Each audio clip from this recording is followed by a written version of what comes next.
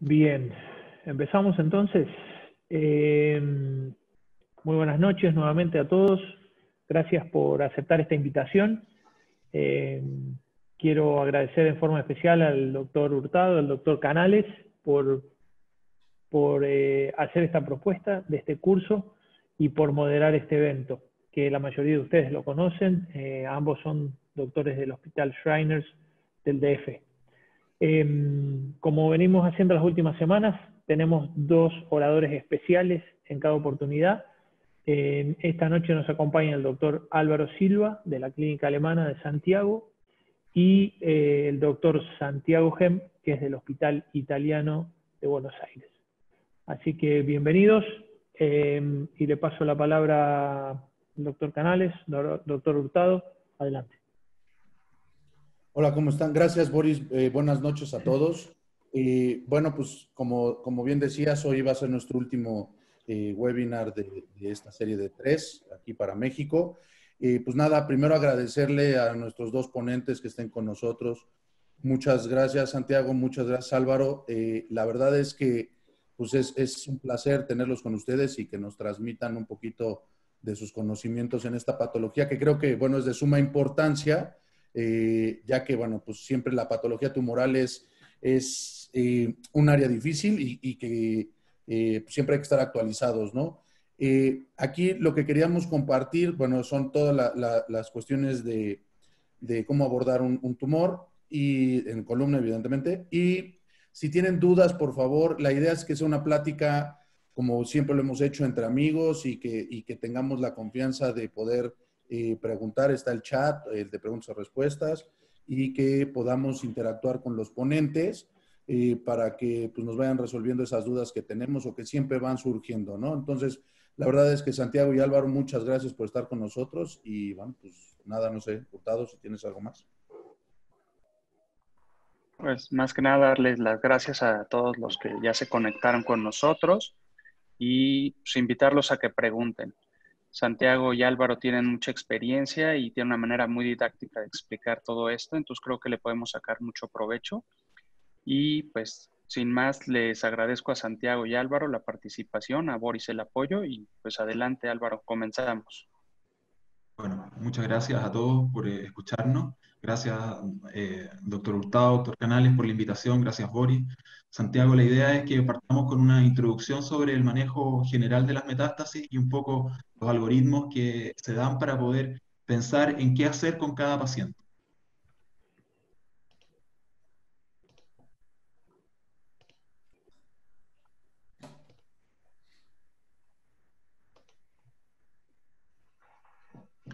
Vamos a ver el manejo mini-invasivo de las metástasis vertebrales y en esta presentación hablar un poco sobre conceptos generales, sistemas de clasificación y algoritmos de tratamiento. Primero, a modo de introducción, me gustaría hacerles un par de preguntas para que nos pongamos en el contexto de qué manera enfrentan ustedes las metástasis vertebrales. Preguntarles si es que en metástasis vertebrales utilizan alguna escala o algoritmo de tratamiento. Si nos pueden poner la pregunta.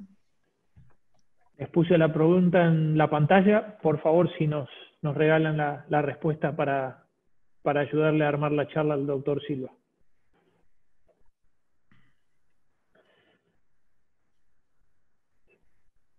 Listo. ¿Listo? Bien, tenemos, aquí lo ponemos. Doctor Silva. Ya, o sea, la mayoría, 2/3 en general, utilizan una escala y 1/3 no la utiliza. Probablemente sí utilizan alguna escala dentro de que la manejan de manera un poco intuitiva muchas veces, porque hay ciertos conceptos básicos en la ortopedia que todos manejamos. Y la segunda pregunta es que si utilizan una escala, ¿cuál usan con más frecuencia? ¿Las escalas de evaluación y pronóstico de Tomita o de Okuhashi, los sistemas de evaluación de estabilidad de SINS o los sistemas un poco más integrativos como el NOMS?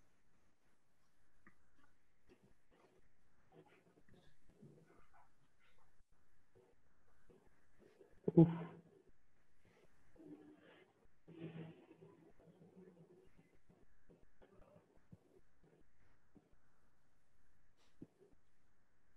Un minutito y estamos. Doctor Silva, ahí está. Bueno, alrededor de la mitad ocupa, o casi 2/3 ocupan entre Tomita y Tokuhashi, que son sistemas clasificatorios de pronóstico, que son bastante parecidos, son bien contemporáneos los dos, y en relación a la estabilidad, un porcentaje menor ocupa el sistema de SINS, que vamos a tratar de explicarlo, y el NOMS. Esto es bien importante porque en general son sistemas bastante clásicos, son relativamente vigentes. Todos los sistemas de clasificación han ido evolucionando y van tomando elementos del que los precedía. Por lo tanto, no es que uno sea incorrecto y el otro más correcto, sino que se han ido más bien perfeccionando. Entonces, cuando nos enfrentamos a las metástasis vertebrales, básicamente se nos plantean un par de preguntas. Sabemos que son pacientes con cáncer avanzado, sabemos que sus pronósticos vitales en general están limitados, ¿ya? Y cada vez van a ser más frecuentes además. Entonces queremos saber qué tratamiento es el más indicado para ese tipo de paciente y cuál es el límite, hasta cuándo yo le puedo indicar un tratamiento quirúrgico, por ejemplo, un paciente que tiene un cáncer en etapa 4 y que eventualmente su sobrevida no sea tan promisoria. Sabemos, a modo de resumen, que hay 3 grandes tratamientos para las metástasis vertebrales. La mayoría de los pacientes son tratados de manera médica, básicamente cuando tienen metástasis vertebrales pequeñas, ya sean múltiples o únicas. El uso de inhibidores osteoclásticos, como los bifosfonatos o los anticuerpos ahora, el denosumab y todo eso, previenen que estas metástasis crezcan y que tengan eventos metastásicos, que son básicamente la complicación de una metástasis. Es decir, yo puedo tener pacientes con múltiples metástasis vertebrales que terminan su vida sin haber tenido una complicación de la metástasis, y ahora muy ayudados por estos tratamientos preventivos como los inhibidores osteoclásticos. Después hay un grupo de pacientes que requiere de radioterapia exclusiva y que muchas veces en este momento, cuando son enfrentados exclusivamente por oncólogos o por radioterapeutas en nuestro servicio, muchos pacientes van directamente a la radioterapia. ¿Cuáles son los pacientes que se benefician de radioterapia? Aquellos pacientes que tienen una metástasis vertebral, pero que no se ha complicado. Esos pacientes que no tienen una fractura patológica, que no tienen compresión neurológica, basta la radioterapia para destruir el tumor intravertebral e inhibir entonces su crecimiento y su complicación. Y hay un pequeño grupo de pacientes, que en general no supera más del 10%, que tienen una complicación de su metástasis y que van a requerir de una cirugía, ya sea para estabilizar una vértebra o para descomprimir alguna estructura neurológica, la médula o alguna raíz nerviosa. Si hacemos un poco de historia, hasta más o menos principios de los años 2000, lo que todos manejábamos era que básicamente cuando teníamos una fractura patológica, sintomática, típicamente con dolor mecánico, debíamos estabilizarla de alguna manera. Cuando teníamos un tumor que hacía una compresión del canal raquídeo, sabíamos que debíamos descomprimir las estructuras neurológicas para recuperar el estatus neurológico. Y se manejaba en ese tiempo, años 90, principios de los 2000, que cuando teníamos una metástasis única, sobre todo de tumores que fueran relativamente radioresistentes, típicamente el ejemplo clásico de la época era el tumor de células renales o un tumor de tiroides, se aplicaban criterios oncológicos en su resección, como si fuera un tumor primario, y se hacía una resección del tumor en bloque, y de ahí surge, ¿no es cierto?, la técnica de Tomita, de la vertebrectomía por vía posterior, modificada, ¿no es cierto?, de Roacamil, y todas esas técnicas que tenían un criterio de resecar la metástasis única, con un criterio oncológico para evitar la residuidad local en tumores que fueran radioresistentes. Y bueno, y en ese entonces se utilizaban todo este tipo de escalas que nos permitían un poco evaluar al paciente, a la vez hacer una estimación de sobrevida y planificar una estrategia quirúrgica de tratamiento. Tenemos acá el score de Tomita, que evaluaba ciertos factores que nos permitían hacer una etapificación del paciente para ver qué tipo de tratamiento le íbamos a indicar. Y también evaluaba anatómicamente la ubicación de las metástasis para orientarnos también qué tipo de cirugía se podía realizar. En la escala de Tokuhashi, que también un poco hacía lo mismo, evaluaba factores propios del paciente para evaluar su pronóstico vital y entonces hacer una recomendación de tratamiento, desde el tratamiento de soporte vital o paliativo sin ningún tratamiento más que el analgésico, hasta cirugías que podían ser tremendamente resectivas. Y también en el momento, Weinstein, Iboriani y Biagini adaptaron su escala de tratamiento de los tumores primarios a el tratamiento de las metástasis, sobre todo de las metástasis únicas, para aplicar, ¿no es cierto?, este concepto de tratamiento oncológico de las metástasis. Entonces teníamos una serie, y hay muchas otras más clasificaciones del momento, que hacían un poco confusa la manera de enfrentar estos tumores. Y además teníamos el problema de la sobrevida de los tratamientos. ¿Cuáles eran las limitaciones de todo este sistema de clasificación hasta principios de los 2000? Primero, que fallaban mucho en el pronóstico vital. Yo recuerdo cuando hacía mi fellow en la Universidad de Navarra, hicimos un trabajo retrospectivo y evaluamos retrospectivamente, le aplicamos las escalas de Tomita a los pacientes que, por costumbre en el servicio, se operaban cuando tenían compresión neurológica. Y vimos que la escala de Tomita fallaba significativamente en las estimaciones de sobrevida. ¿Por qué? Porque claramente los tratamientos oncológicos iban mejorando.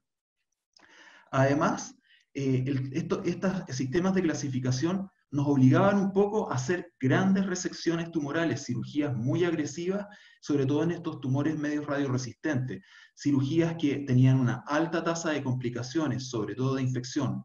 Estos son pacientes nuestros, un paciente que le realizamos una vertebrectomía en la época porque tenía una metástasis única, un tumor renal, y este paciente que se trató hace poco tiempo, pero que fue una urgencia hace 3 años, una metástasis de próstata con una compresión medular aguda, pero que se hizo de manera abierta, y el paciente evolucionó con una infección de la herida operatoria y finalmente no recuperó su estatus neurológico y estuvo 6 meses hospitalizado con aseos quirúrgicos, colgajos de rotación, es decir, le comprometimos tremendamente la calidad de los últimos meses de sobrevida del paciente.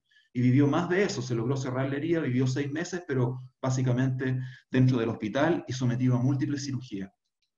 Entonces, a mi juicio, en los últimos 10 años han habido 6 cambios de paradigma en el tratamiento de las metástasis vertebrales, que se los voy a enumerar, que han cambiado completamente un poco el enfrentamiento.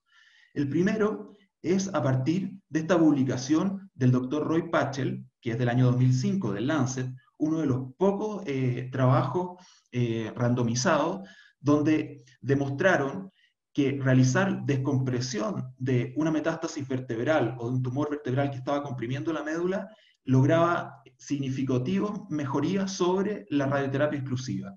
Entonces cambió mucho el tratamiento. Antes estos pacientes con compresión neurológica iban directo a radioterapia y un porcentaje menor recuperaba la neurología. Bueno, él demostró que descomprimiendo primero a esos pacientes, esperando el tiempo necesario para que las partes blandas curaran y haciendo radioterapia posterior, los pacientes tenían una mucha mejor evolución neurológica. 2. Ha habido una mejoría significativa de la sobrevida de los pacientes con metástasis vertebrales y en etapa 4, gracias a las nuevas quimioterapias e inmunoterapias. Tenemos pacientes de mama, todos tenemos pacientes con cáncer de mama que viven 10, 8, 12, 15 años, pacientes de próstata que han sido irradiados varias veces, ya porque las terapias oncológicas han ido evolucionando, las inmunoterapias son cada vez más eficaces y se hace una quimioterapia más bien personalizada.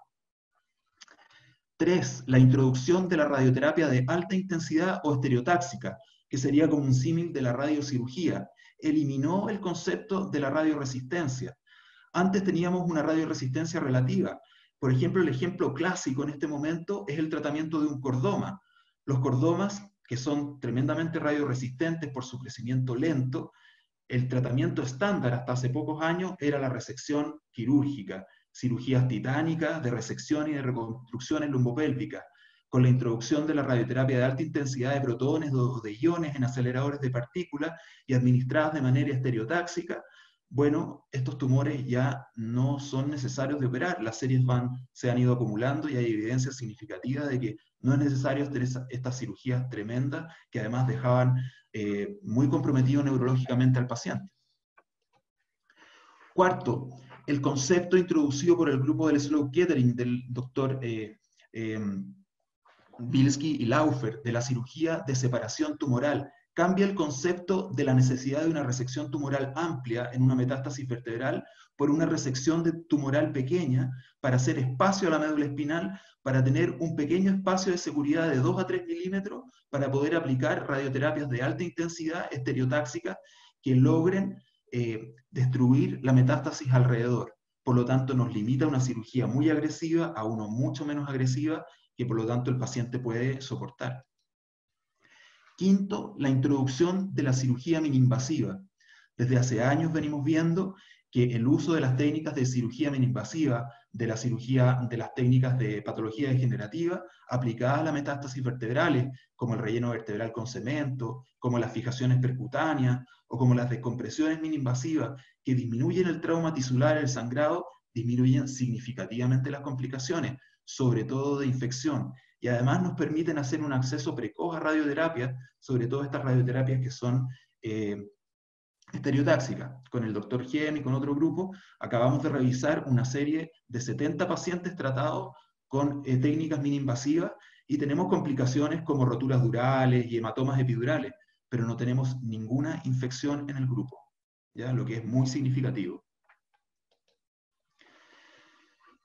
Y finalmente, la introducción de un sistema que reúne todo lo que había anterior, las clasificaciones de Tomita, Tokuhashi, la introducción de las técnicas de radioterapia, los conceptos de radiosensibilidad y radioresistencia, que es el enfrentamiento multidisciplinario del paciente metastásico o sistema NOMS, que permite definir una estrategia terapéutica muy ajustada a la condición del paciente. Entonces, veamos este sistema de clasificación tipo NOMS.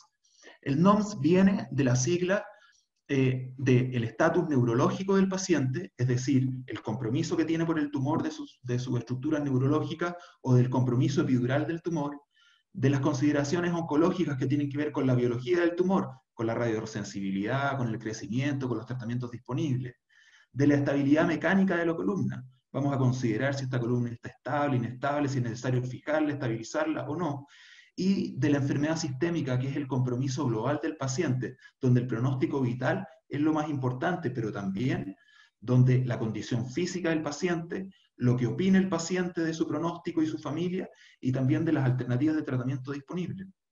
Entonces, mete todos los factores que ya habíamos visto en un algoritmo de tratamiento de orientación, es como una vía de tratamiento donde hace recomendaciones para lograr un tratamiento más bien personalizado. Analicémoslo. El estatus neurológico tiene que ver con dos cosas. Lo que todos manejamos, que es el compromiso neurológico clínico, que como sabemos, un paciente que tiene una lesión metastásica y tiene una compresión nodular o radicular, bueno, requiere de una descompresión, porque la descompresión mecánica es muy efectiva, salvo algunos tumores muy radiosensibles. Y además, con el concepto que se introduce del compromiso epidural del tumor.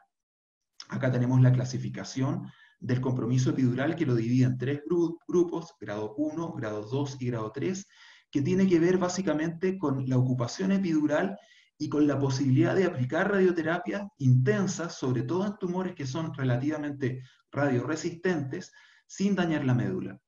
Entonces, cuando tenemos tumores que son relativamente radioresistentes y tenemos compromisos epidurales grado 2 o grado 3, si yo aplico radioterapias muy intensas, es muy probable que dañe la médula o que tenga una recurrencia local del tumor. Por lo tanto, la recomendación es hacer una descompresión limitada, como vimos, separación tumoral de esa médula espinal para poder aplicar una radioterapia. Las consideraciones oncológicas tienen que ver con la biología del tumor, específicamente con la radiosensibilidad. Y acá hay diferentes estudios que demuestran la sensibilidad o radiosensibilidad de los diferentes grupos tumorales. Este trabajo de Gertsen muestra que lo clásico es que los linfomas, los seminomas y mielomas son tremendamente radiosensibles. Por lo tanto, si yo les aplico radioterapia convencional, la que todos conocemos, el tumor se inhibe y la recurrencia es baja. Pero cuando tengo tumores como el sarcoma, melanoma, tumores gastrointestinales, el renal, tumores tiroideos, que son radioresistentes, en general la radioterapia convencional es de poca utilidad, y si yo la aplico, lo más probable es que tenga una recurrencia local a corto plazo. Por lo tanto, si yo solo tengo disponible radioterapia convencional en estos tumores, voy a tener que hacer una resección más amplia del tumor para prevenir la recurrencia. Entonces también estos algoritmos se adaptan un poco a la realidad local. Y como les decía, esta consideración oncológica tiene que ver con la radiosensibilidad.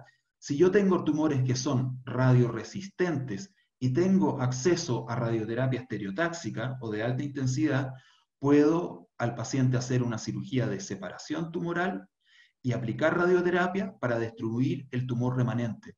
Y las tasas de recidiva de esta combinación para tumores radioresistentes, como un tumor renal clásico, son bajísimas, de menos de 5% en un año. Luego se evalúa la estabilidad mecánica del tumor, es decir, esta metástasis vertebral está poniendo en riesgo la estabilidad de la vértebra y por lo tanto producir dolor o compresión neurológica. Y para eso la escala que más se utiliza actualmente, que por supuesto como todas las escalas de estabilidad tiene sus fallos, es la escala de SINS, publicada por Fisher, donde nos evalúa diferentes factores propios de la ubicación, del tipo de dolor, donde es muy importante si el dolor es mecánico, porque significa que la vértebra se está fracturando en su interior, donde se observa si la lesión es lítica, que será menos resistente mecánicamente, o blástica, que va a ser más resistente mecánicamente, si la columna está deformada, si tenemos una cifosis angular, que va a hacer que haya más fuerzas compresivas y que haya más deformación, si la vértebra está muy colapsada, y si tenemos compromiso de las estructuras posteriores, facetarias o costovertebrales. Y esto nos da un puntaje y nos divide los grupos en 3 grupos, que son los que son vértebras estables, las que están con una estabilidad en riesgo y las que están evidentemente inestables. Como siempre, es fácil definir las estables y las inestables, pero la de estabilidad en riesgo es un poco difícil porque va a depender de algunos otros factores. Pero en la práctica, ¿cómo nosotros las hemos aplicado en todos estos años? Básicamente, los tumores que tienen un SINS alto y que son inestables, les indicamos estabilización quirúrgica. Y los que son estables, en general, requieren solamente de radioterapia. Y los que son potencialmente inestables, nosotros los consideramos que requieren de estabilización, y ahí después Santiago les va a mostrar cómo definimos qué tipo de estabilización es útil dependiendo un poco la estabilidad mecánica. Luego se evalúa, por último, la enfermedad sistémica, la S del NOMS, y básicamente esto nos va a permitir tratar de hacer un pronóstico vital.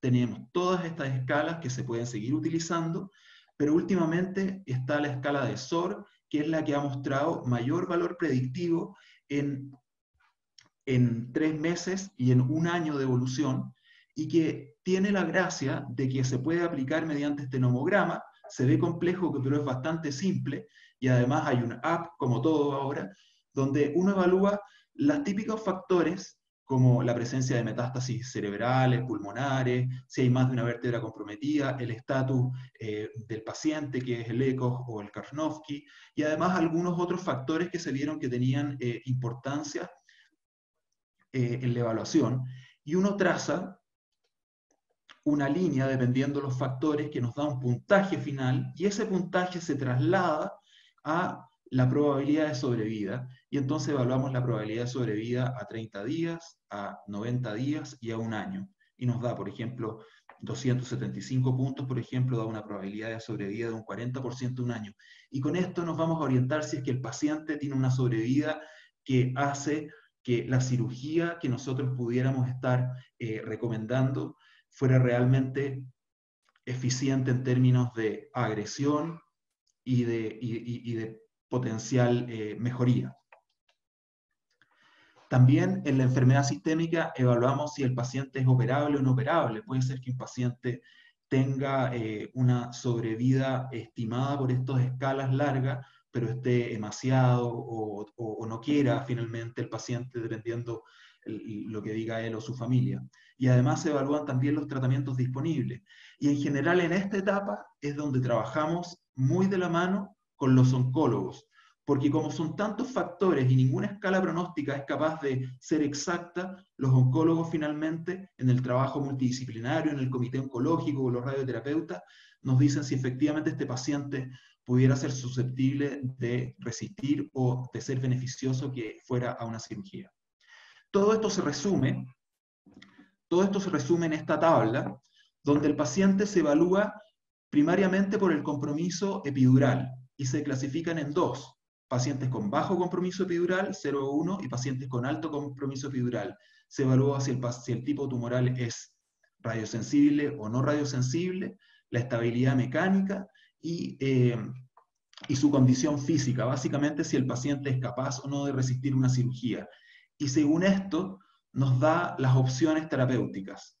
Obviamente que esto está basado en tener dos opciones de radioterapia, la radioterapia convencional y la radioterapia estereotáxica. Entonces, a modo de breve ejemplo para que vean, este es un paciente que nos tocó tratar esta semana, lo operamos el día martes, un paciente de 58 años, sano, que debuta con dolor dorsal mecánico severo sin ningún compromiso neurológico. Le hacemos un estudio de primario que es negativo, TAC de tórax, abdomen y pelvis normal, y hacemos una biopsia vertebral hace 10 días atrás, y la biopsia resulta en plasmocitoma sin compromiso sistémico, porque tenía un mielograma negativo. Como ustedes pueden ver en este escáner, una lesión osteolítica, con compromiso de más del 50% del cuerpo, compromiso posterolateral y un poco costovertebral. En la resonancia, un compromiso epidural grado 3, la médula espinal está rodeada de tumor, en los cortes sagitales se puede ver lo mismo. Entonces, este paciente, ¿cómo encaja en este sistema? Primero, tiene un compromiso epidural grado 3.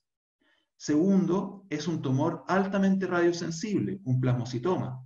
Tercero, la estabilidad mecánica es inestable. Nos dio 13 puntos en el CINS, que es cosa de verlo. De repente no es necesario tanto el CINS porque uno ya sabe que esta es una vértebra inestable. De hecho, estaba colapsada, compromiso lítico, posterolateral. Por lo tanto, en este paciente, la recomendación del CINS era hacer una estabilización, perdón, del NOMS es hacer una estabilización quirúrgica, porque estaba inestable mecánicamente, y aplicar radioterapia convencional, porque era un tumor muy radiosensible, y al ser muy radiosensible, no era necesario hacer una descompresión, y además el paciente no tenía compromiso neurológico. Y eso fue lo que le hicimos este martes, una fijación percutánea, 2 niveles por arriba, 2 niveles por abajo. El paciente se hizo hoy día su marcación de radioterapia y va a empezar su radioterapia convencional la próxima semana. A modo de resumen, seguir el algoritmo del NOMS permite abordar la problemática del paciente de una manera integral y ordenada. Nos permite hablar un lenguaje común con el oncólogo y con el radioterapeuta, y la cirugía minoinvasiva es una excelente alternativa para disminuir los riesgos quirúrgicos y permitir que algunos pacientes que antes no podían ser operados, ahora puedan serlo. Muchas gracias. Gracias, Álvaro. Oye, Álvaro, yo tengo una pregunta. La única práctica, o sea, digo, porque casi todos los tumores o sea, que como si siguiéramos todo lo que pusiste ahí, pues digo, la única cosa para no operar a un paciente es más bien que no aguante, ¿no? Sería prácticamente lo único, ¿no? Claro, exactamente. Nosotros tenemos unas pequeñas diferencias porque, por eso puse que cuando el paciente tiene compromiso neurológico, nuestra tendencia, la natural, es ir a hacer la descompresión. ¿Ya? Eso está claro. A pesar de que este algoritmo de NOMS dice que el paciente con compromiso neurológico y un tumor radiosensible no podría ir solamente radioterapia. Pero la verdad es que nosotros siempre lo descomprimimos porque creemos que la descompresión mecánica es más rápida y más efectiva que la radioterapia. Es un pronóstico un poco más aceptado. Efectivamente, la mayoría de estos pacientes que tienen compromiso epidural o compromiso neurológico requieren de cirugía. Y la gracia de estas técnicas minoinvasivas, que es una cirugía bastante limitada, ¿ya?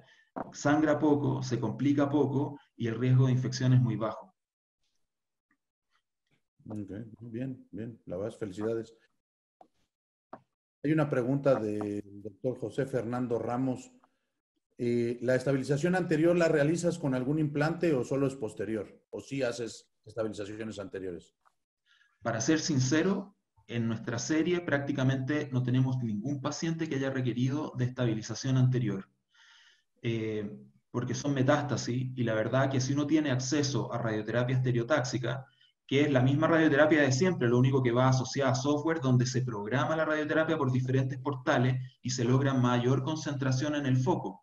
Si uno tiene acceso a radioterapia conformacional o estereotáxica, la verdad que no requiere de una estabilización anterior, solamente hace una descompresión, laminectomía, descompresión del pedículo y se saca un poco de tumor que está por detrás del ligamento común vertebral posterior. ¿Ya? El resto de la cirugía la completa la radioterapia. Ahora, si uno no tiene acceso a radioterapia estereotáxica, tiene solamente acceso a radioterapia convencional, ¿ya?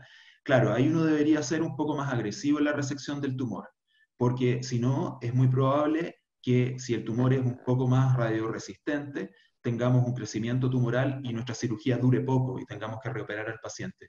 En ese caso, hay diferentes técnicas y uno debería aplicar las que conoce, hacer o en vía torácica un Kappener y se puede poner una caja por posterior. Si es a nivel lumbar medio alto, se puede hacer una doble vía, hacer una resección tumoral anterior y colocar un espaciador de cualquier tipo. Que no necesariamente tiene que ser una caja de titanio o cosas, pueden ser diferentes alternativas. Pero todo eso debe ir acompañado de una fijación posterior con tornillos para hacerla estable.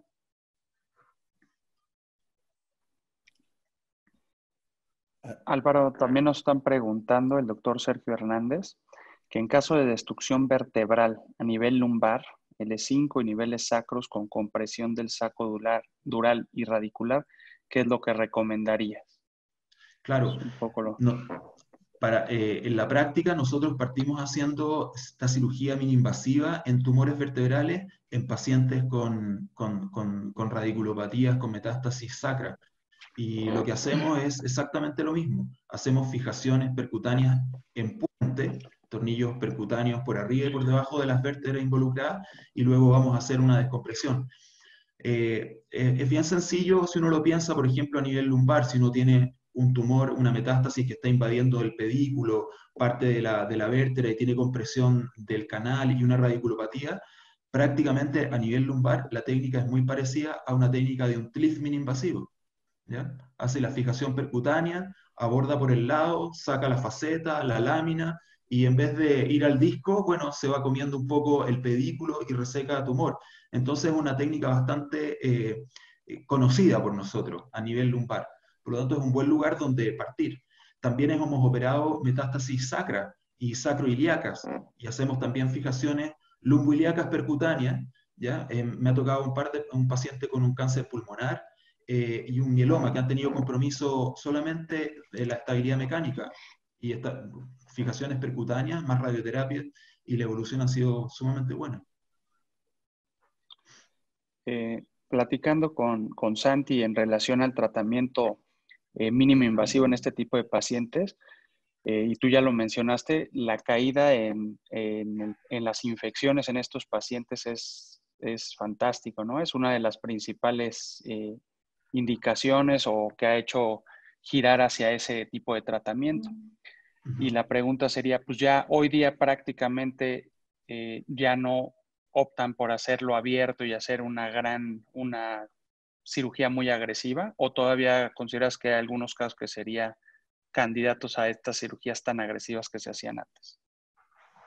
Claro, bueno, básicamente tiene que ver con la conversación con el radioterapeuta, ¿ya? Hay algunas consideraciones.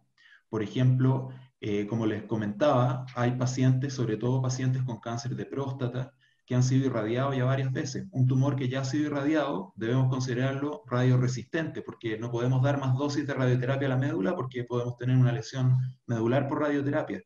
Entonces, en esos casos, si volvemos a tener crecimiento tumoral, eh, habitualmente somos un poco más agresivos para evitar la recurrencia, porque algunas veces el radioterapeuta nos dice que en ese paciente no le va a dar radioterapia ni siquiera estereotáxica, ¿ya? Entonces ahí tenemos que aplicar resección tumoral para darle tiempo y que no haya más crecimiento. Eso. Perfecto, gracias. Oye, Álvaro, hay una pregunta del doctor González Mendieta que dice que después de que realizas la descompresión quirúrgica o la radioterapia, ¿qué pasa si le colocas el injerto o el espaciador por la parte anterior? O sea, se ha visto que tengan alguna mayor complicación o alguna cosa sobre los injertos que se coloque ahí. O sea, sí está indicado poner en algunos casos injertos, supuestamente, pero ¿tienen alguna contraindicación o algo? Bueno, ese es un tema que también lo hemos estado viendo en esta serie de pacientes. De hecho, estamos estudiando el grado de fusión espontánea en estos casos. Nosotros no colocamos injerto en estos pacientes. Es como ir en contra de lo clásico, ¿no? Hacemos fijaciones sin fusión, ¿ya? Y la verdad es que hemos tenido mínimas fallas de implante, o sea, pequeños aflojamientos de tornillo, y hemos tenido hasta un 30% de fusión espontánea, probablemente por la radioterapia o por el tratamiento oncológico. son las alternativas, pero no hay fallos del instrumental. Por lo tanto, no es necesario hacer más gestos. Entonces son cirugías relativamente rápidas. La cirugía que demora más tiempo es la descompresión epidural, pero una cirugía de fijación percutánea es fijarla y no hacer técnicas de artrodesis como uno lo haría en una patología degenerativa, donde gasta más tiempo en hacer la artrodesis facetaria o en colocar artoinjertos si es que uno va a hacer un TLIF, por ejemplo. Acá la verdad no es necesario. Y lo mismo con una caja anterior, la verdad que no es necesario colocar injertos. A diferencia de, no sé, un tumor primario, donde uno va a hacer una resección con margen y tiene que hacer una reconstrucción pensando en que está curando al paciente y ese paciente va a vivir muchos años. Acá la sobrevida, y en los pacientes que viven harto tampoco ha sido necesario, porque hay un porcentaje de pacientes que se fusionan espontáneamente. Bueno. Continuamos, Santi, con tu plática. Y hay Algunas de algunas esas, preguntas que creo que se van a ir contestando en el exacto. siguiente Algunas de esas preguntas segmento. que ya hicieron, después van a ver que las vamos a retocar, el tema de hacer la espondilectomía, el tema de la falla del constructo, lo vamos a ir charlando.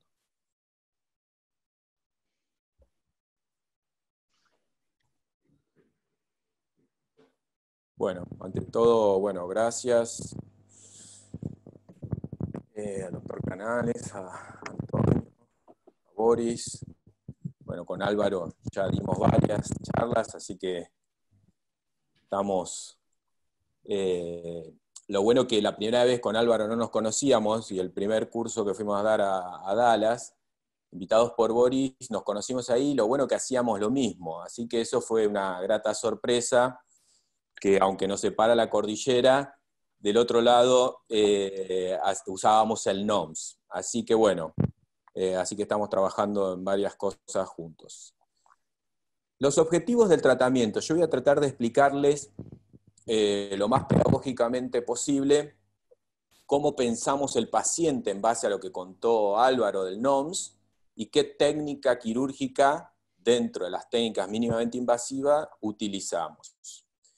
Lo que hay que tener en cuenta, ¿sí?, es que como en un equipo de fútbol, ¿sí?, en un equipo de fútbol cada jugador tiene distintas funciones, ¿no? El arquero va a cuidar de la portería, el delantero tratar de meter goles, mediocampista recuperar la pelota, pero más allá de esos objetivos individuales hay un objetivo colectivo, que es ganar el partido. Y acá, en las metástasis, los objetivos básicos son sacarle el dolor al paciente, restablecer las funciones neurológicas, restablecer la estabilidad espinal y el control local del tumor. Pero todo eso tiene un objetivo, así como era ganar el partido para un equipo, acá es mejorar la calidad de vida del paciente. Y eso no hay que perderlo de vista, ¿sí? Porque por ahí nosotros vamos con la supercirugía, una espondilectomía, y como decía Álvaro, los últimos 6 meses del paciente o 3 se las pasa con graves complicaciones. El problema del manejo de las metástasis es que tenemos que considerar muchas variables de lo que estuvo hablando Álvaro, ¿no? Si hay invasión del canal, si hay problemas de estabilidad, y a su vez, por otro lado, es una población frágil, ¿sí? Son pacientes en términos generales frágiles. Por más que hay grupos que tengan una sobrevida más prolongada, es una población frágil debido a la quimio, a la radioterapia y los demás tratamientos que suelen realizar.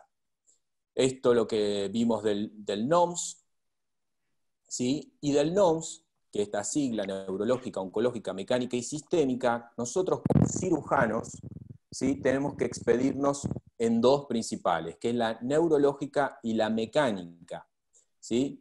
¿Y cuál es la pregunta como cirujano que nos tenemos que hacer? Es, en la neurológica, preguntarnos, ¿existe algo para descomprimir? En la mecánica, ¿existe algo para estabilizar? Bien. Vamos primero por si existe algo para descomprimir. Vamos a utilizar, ahora van a ver en cada caso que les voy a mostrar, lo que explicó Álvaro. Esto, el trabajo de Pachel, que él nombró, publicado en Lancet en 2005, es evidencia a nivel 1, porque fue un trabajo, un trial randomizado, que en la mitad del trabajo hubo que pararlo, era antiético. ¿Por qué? Porque los pacientes que tenían compresión medular y los descomprimían quirúrgicamente, andaban muchísimo mejor que los que le hacían radioterapia solo, ¿sí? Que hasta entonces era el único tratamiento. Los pacientes que descomprimían recuperaban la deambulación, mientras que los otros no. Entonces el comité de ética determinó que ahí hubo que parar el trial. Así que es evidencia nivel 1. Y hay una excepción, como Álvaro se los nombró, que son los tumores llamados altamente radiosensibles, como el mieloma, el linfoma y el seminoma. Bien, la mecánica, la pregunta que nos hacemos, ¿existe algo para estabilizar? Y nos vamos a avanzar en la escala de Sins que Álvaro le mostró, ¿sí? Que esta escala está totalmente validada. Eso quiere decir que, de hecho lo hicieron ese estudio, ¿no es cierto? Esta escala y varios casos se la damos a distintos cirujanos y clasifican a las metástasis de similar forma. Así que es la mejor escala con sus limitaciones, pero totalmente validada. Vamos a un primer caso. Yo ahora después, este caso es como para tener una idea de la opinión de ustedes, del auditorio, y después vamos a empezar de casos más sencillos hacia más complejos. Paciente de 58 años, un hombre con metástasis en T4 de un adenocarcinoma de pulmón, con metástasis óseas.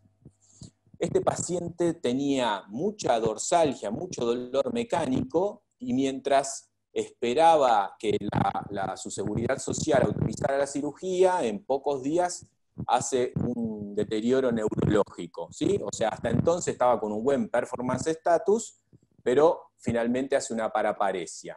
Y vemos estas imágenes, ¿sí? Esta importante compresión medular y esta gran invasión del canal.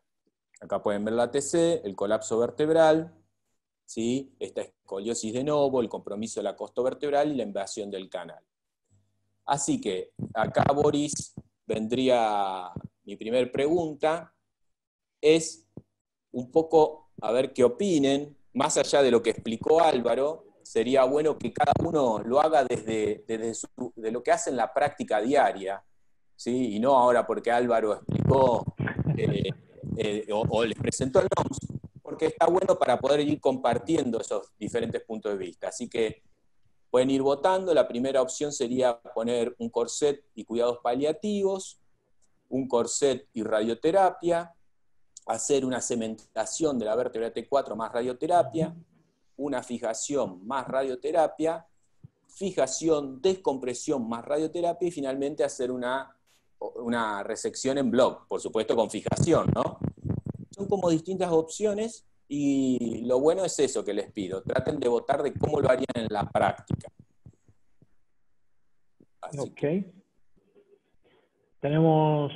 bueno, tenemos unos segundos que tenemos que rellenar, como en la televisión. Pero bueno, la verdad es que cuando hacemos esta pregunta, que la hemos hecho en otros cursos, uno a Ahí va, veces se doctor. sorprende. Ahí va, vamos. Ahí va. Bien, muy bien. La charla de Álvaro dio fruto ya. Pero me gusta porque hay alguien que pone resección en block, otro fijación y radioterapia y, por ejemplo, no lo descomprime, otro le pone un corset y lo manda a radioterapia. Con esto quiero mostrar que si esta pregunta la hubiésemos hecho al principio, les puedo asegurar que iba a ser todavía más heterogéneo. Esto quiere decir que no hay, digamos, las metástasis, si bien hay algoritmos, en muchos lugares en la práctica diaria hay gente que sigue algoritmos y otros lo hacen a partir de la experiencia. Y no es que, como dijo Álvaro, no es que esté mal, pero bueno, es importante que ustedes puedan ver cómo se piensan o cómo se manejan las metástasis vertebrales a partir de este algoritmo. Bien, analizando este paciente que yo les mostré, con la clasificación de Bilski, ¿sí?, de los grados de invasión, es un grado 3. Por lo tanto, según ese trabajo de Pachel, los grados 2 y 3 que tienen compresión los deberíamos descomprimir. Al menos que sea un mieloma, un linfoma, un seminoma, que no es el caso, es un adenocarcinoma de pulmón. Así que el tratamiento, o la pregunta, ¿existe algo para descomprimir? Claro que sí, vamos a tener que ir a descomprimir este canal, ¿sí? Esa es la primera pregunta que decíamos que nos hacíamos en la esfera neurológica. En la mecánica, bueno, ¿Hay algo para estabilizar? Calculamos, ¿sí?, en qué nivel está la vértebra, me da 3 puntos, tiene dolor mecánico 3 puntos, una lesión lítica 3 puntos, hay una escoliosis de novo, hay un colapso vertebral, sacamos, calculamos, me da un SIN de 14, mayor de 13 son inestables, por lo tanto en la pregunta, ¿existe algo para estabilizar? Claro que sí. Ahora bien, acá pueden ver lo que hicimos, ¿sí? Hicimos una fijación percutánea desde T2 a T6, con descompresión MIS a nivel de T4. ¿Sí? Acá pueden ver la resonancia pre y post y el control. El paciente vivió 8 meses, pero era un paciente que en esos 15 días estaba con una paraparesia y con trastornos esfinterianos. Entonces, esos meses, digamos, fueron realmente muy distintos para la calidad de vida del paciente. Bien. Ahora vamos a empezar con casos básicos. Con casos básicos de cómo se utiliza el algoritmo. Acá tenemos un paciente de 57 años con un tumor neuroendocrino de páncreas, con metástasis en hígado y pulmón, y una metástasis a nivel T7, con dolor dorsal nocturno. Ese dolor nocturno de madrugada es lo que se llama dolor biológico. Es un dolor que es por factores de crecimiento que libera el tumor, por distensión del periósteo, pero no es un dolor mecánico, ¿sí? Generalmente es un dolor que ocurre a la noche o a la madrugada, y cuando aparece el pico de cortisol en las primeras horas de la mañana, por el ciclo circadiano, el paciente mejora. Ese, ¿sí?, nos vamos a hacer como siempre, como cirujanos. ¿Hay algo que descomprimir? ¿Hay algo que estabilizar? Ok, Bilski. La clasificación es 0, está limitado el tumor. Esto que se ve por ahí, la imagen es pequeña, negro acá es la turbulencia del líquido cefalorraquídeo. Esta clasificación de Bilski o la clasificación de invasión epidural se hace siempre en el corte axial T2. Entonces no hay que descomprimir. El SINS, yo ahora no, por una cuestión de tiempo no vamos a calcular uno por uno, pero lo calculé, era menor de 7, quiere decir que es una lesión estable. ¿Hay que estabilizarla? No. Entonces, en una metástasis que no tiene invasión de canal, que no tiene inestabilidad, ¿cuál va a ser el tratamiento? La radioterapia. Obvio que el tratamiento estándar es la radioterapia convencional, pero en los tumores radioresistentes, como dijo Álvaro, utilizamos radiocirugía. Pero como concepto, ¿sí?, este paciente no tiene invasión de canal, no tiene inestabilidad, el tratamiento local se hace con radioterapia. Ahora vayamos a este otro paciente. Santi, perdón, ¿te puedo interrumpir? Sí. Yo tengo una duda. Si tú no tuvieras en ese momento el diagnóstico, porque ahí tienes que es un tumor neuroendocrino de páncreas, no lo tengo y solo tengo esa resonancia magnética. Pregunta, ya sé que es un Bilski 0, sé que no es inestable, pero por ejemplo, ¿no podrías tomar biopsia y cementar en ese caso? Bueno, eso ahora yo en estos casos, gracias por hacerme la pregunta, para hacer una aclaración, yo en estos casos son todos tumores con biopsia previa. Ahora después vamos a hablar un poco de la biopsia, pero siempre hay que tener biopsia. El único caso, digamos, si un paciente está con una enfermedad diseminada y hace metástasis ósea por todos lados, en el contexto de esa enfermedad diseminada, está bien, pero en el resto de los pacientes, por ejemplo, un cáncer de mama, hace tratamiento, cuadrentectomía, anda bien, y a los 5 años hace metástasis ósea. Siempre tenemos que tener el rédito. Después voy a hablar del tema de la biopsia. El riesgo, en este caso, es un paciente que tiene metástasis en otros órganos, pero supongamos si es una metástasis única, el riesgo de biopsiar y cementar el mismo acto quirúrgico, ¿saben cuál es? Que si vieron que la biopsia no se puede hacer congelación. Si vos tenés otros lados para hacer biopsia, no hay drama. Ahora, si tenés metástasis única y haces biopsia y cementás atrás y el patólogo después te dice de 10 días, no, la muestra del hueso no encontré nada, por ahí te quedás sin muestra. Entonces, yo eso ahora se los voy a explicar cómo es el tema de la biopsia en metástasis única o cuando es multimetastásico. Pero todos estos que yo le estoy diciendo, la conducta, son todos con biopsia previa. Siempre estamos seguros de que esto es metástasis, ¿de acuerdo? Bien. 65 años con cáncer de próstata. También metástasis en hígado, pulmón y hueso, y una metástasis a nivel T6, con dolor dorsal mixto. ¿Qué significa mixto? Mecánico y biológico. Perdón, acá lo escribí mal. Biológico. Biológico era con el paciente anterior. Es ese dolor nocturno. Ese dolor nocturno de los pacientes que no tienen estabilidad calma con rayos y corticoides. Pero este que tiene dolor mecánico es ese dolor que el paciente se lo va a relatar cuando dice, me incorporo y me duele. O sea, en la cama está bien, pero se incorpora y le duele. Hace movimientos de tronco y le duele. Ese es el dolor mecánico y en el CINS está estipulado. Acá ven el STIR, ¿sí? Que hay un colapso parcial de la vértebra. Este paciente, lo mismo, es un Bilski que no invade el canal 0, por lo tanto no hay que descomprimir, y el CINS es de 8. 8 estamos en intermedios, y el paciente tiene dolor. No es un CIN de inestable, sino que es intermedio, pero tiene dolor. Entonces, en este caso, un buen acto que podría hacer es cementarla, ¿sí?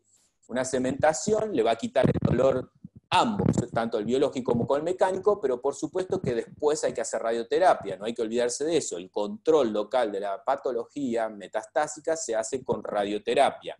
Después veremos qué modalidad, si radioterapia externa o radiocirugía, pero los rayos, y eso hay evidencia, de que la radioterapia es la forma de mejor control local de las metástasis vertebrales.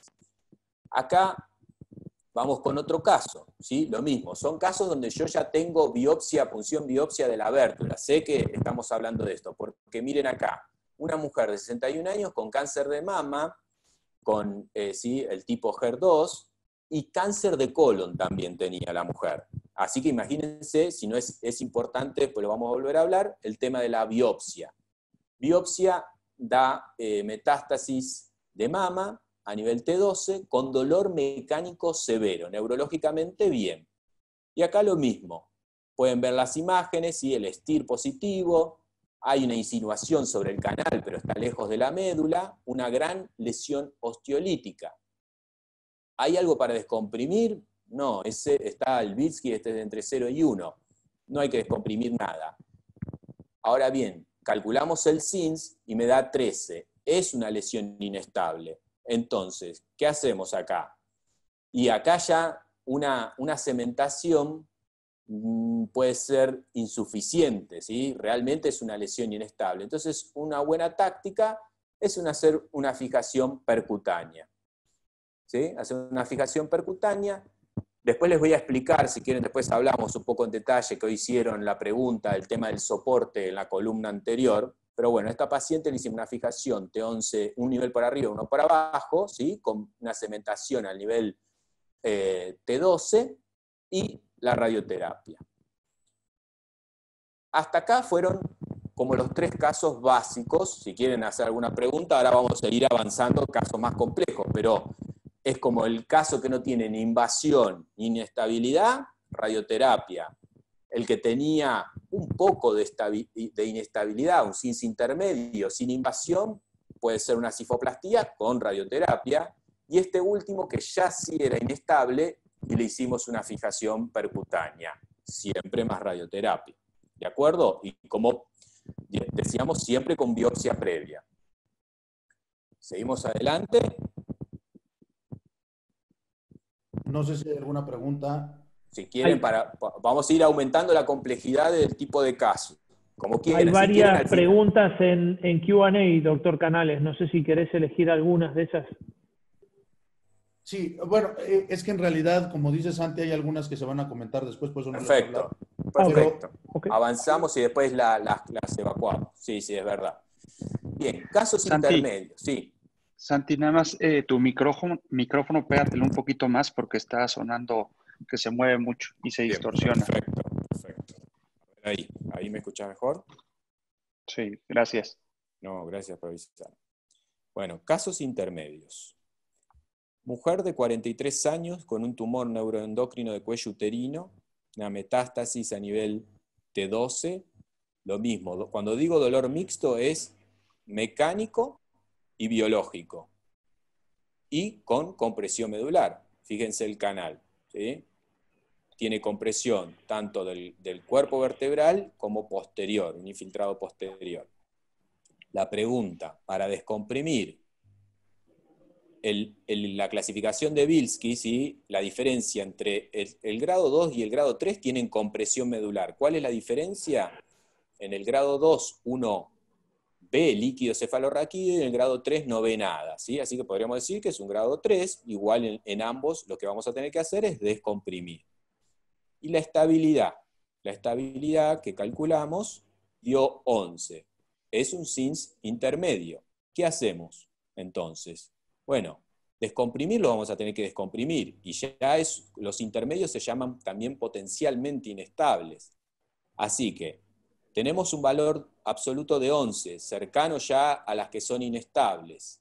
Tiene un componente mecánico, la paciente se incorpora, se trata de poner de pie y venía con dolor mecánico. Y además la vamos a tener que descomprimir, vamos a tener que entrar por línea media para sacar este componente posterior.